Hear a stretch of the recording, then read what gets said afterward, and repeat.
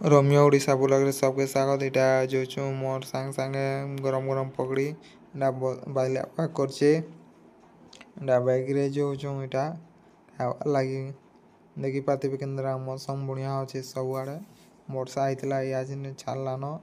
इटा बादल करछे सब आड़े और इटा जो मोर संग संगे बाइक रे देखि पारथिबे इटा बाइक रे जो छु गैरेज मना होचे दुकान बाजार बसैछे देखि पारथिबे।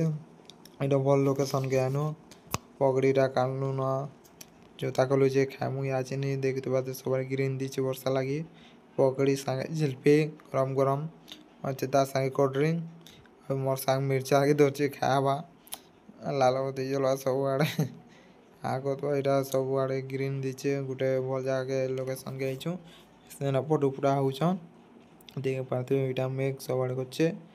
मोर लाइक करना सब्सक्राइब करना ओके बाय।